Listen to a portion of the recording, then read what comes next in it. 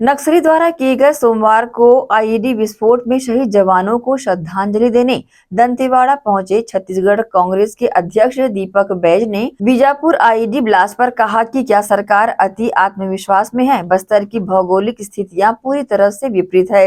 इन परिस्थितियों में सरकार के अति आत्मविश्वास ने हमारे जवानों की जान जोखिम में डाल दी है। आज हमारे 8 जवान शहीद हुए हैं, जिसके लिए सरकार की गंभीर लापरवाही जिम्मेदार है। अगर सुरक्षा में चूक नहीं हुई होती तो हमारे 8 जवान शहीद नहीं होते। क्या सरकार ओवर कॉन्फिडेंस में है?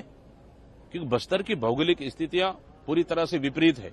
इन विपरीत स्थितियों में चुनौती फोर्स के लिए सबसे बड़ा कठिन है, लेकिन इन परिस्थितियों में भी सरकार ओवर कॉन्फिडेंस में और हमारी जवानों की जान जोखिम में डालकर आज 8 जवान शहीद हुए। इसका जिम्मेदार है कौन?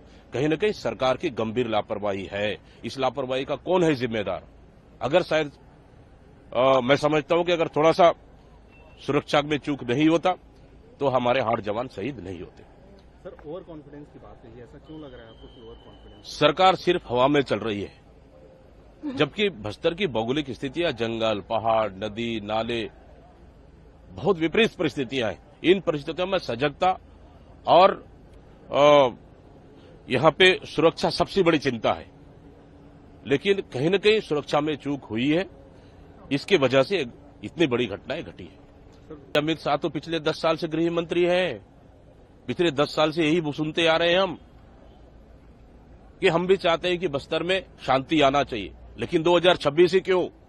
शांति आने के लिए भले 1 से 2 साल 3 साल लग जाए, लेकिन जवानों की शहादत पे सरकार को ध्यान रखना चाहिए। जवानों की सुरक्षा पे सरकार को ध्यान रखना चाहिए। निर्दोष आदिवासियों की हत्या न हो, फर्जी एनकाउंटर न हो, सरकार को इस पे ध्यान रखना चाहिए। 2026 में शांति लाना है तो जवानों को इसी तरह लापरवाही बरते रहे, इसी तरह सुरक्षा में चूक करते रहे, निर्दोष लोगों को फर्जी एनकाउंटर करते रहे, इस पे हम बिल्कुल भी सहमत नहीं है।